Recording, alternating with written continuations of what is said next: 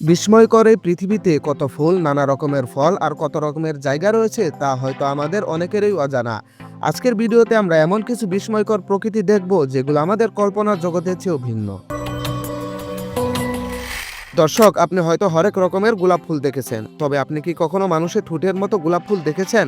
তবে এই ভিডিওটি দেখুন। এই ফুলটি দেখতে হুবহু মানুষের ঠোঁটের মতো। দেখে মনে হবে কোনো মানুষের ঠোঁট গাছের সাথে লাগিয়ে দেওয়া হয়েছে। তবে এই ফুলগুলো কৃত্রিমভাবে ল্যাবে পরীক্ষিতভাবে তৈরি করা হয়। সাধারণ কোনো গাছে এরকম ফুল জন্মায় না। এরপরে এই বেগুন গাছগুলো দেখুন।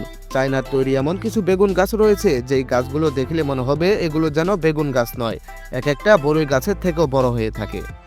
এরকম গাছগুলো মানুষের চাইতেও 3 গুণ বড় হয়ে থাকে। ছোটবেলায় আমরা শুনেছি একটা সময় আসবে মানুষকে বেগুন পারতে হলে মই দ্বারা গাছে চড়তে হবে।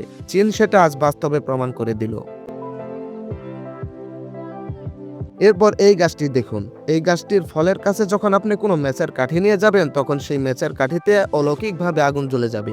দেখে মনে হবে এই গাছের ফলগুলো যেন আগুনের মতো উত্তপ্ত।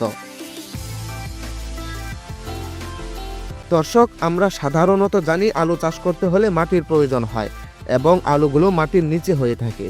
কিন্তু চীন এমন এক সিস্টেমে আলু চাষ করতে শুরু করেছে যে আলু চাষ করার জন্য কোনো মাটির প্রয়োজন হয় না। হ্যাঁ, শুনতে অবিশ্বাস্য মনে হলেও এটাই সত্য যে মানুষ ধীরে ধীরে শুধু প্রযুক্তিকে উন্নতি করছে এমনটা নয়, বরং মানুষ কৃষিকাজেও উন্নতি ঘটাচ্ছে, যাতে করে যে কোনো সময় যে কোনো পরিস্থিতিতে আমরা ফসল উৎপন্ন করতে পারি। আপনি যদি পৃথিবীর সবচেয়ে বড় ফুল না দেখে থাকেন তাহলে এই ফুলটি দেখে রাখুন। এটিকে বলা হয় পৃথিবীর সবচেয়ে বড় ফুল। এই ধরনের ফুলকে ছাতরা জাতীয় ফুল বলা হয়।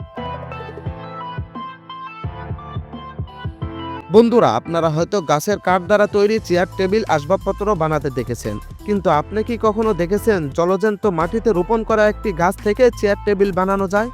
তবে এই গাছটি দেখুন। এটি দেখে চেয়ার টেবিলের মতো মনে হলেও আসলে এটি একটি জলজন্ত গাছ। মূলত এটি এমন একটি গাছ যেটিকে ছোট থেকে আপনি যেভাবে বড় করতে চাইবেন সেটি সেভাবেই বড় হতে থাকবে এবং এই গাছগুলো অনেক দামে বিক্রিও করা হয়। সবশেষে এই গাছগুলো দেখুন। এর ফুলগুলো দেখতে একদম পুতুলের মতো মনে হয়। প্রকৃতির এই বিস্ময়কর সৌন্দর্যগুলো সত্যিই আমাদেরকে অবাক করে দেয়। মাটি ছাড়া ফসল ফলানো যা ভবিষ্যতের খাদ্য ভাণ্ডারের জন্য গুরুত্বপূর্ণ ভূমিকা রাখে।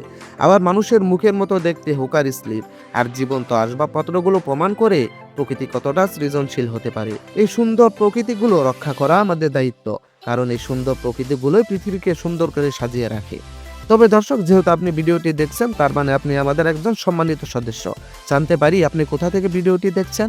আজকের মতো এখানেই বিদায় নিচ্ছি। দেখা হবে নতুন কোনো সময় নতুন আরও একটি এপিসোড নিয়ে। সেই পর্যন্ত ভালো থাকবেন, সুস্থ থাকবেন। আল্লাহ হাফেজ।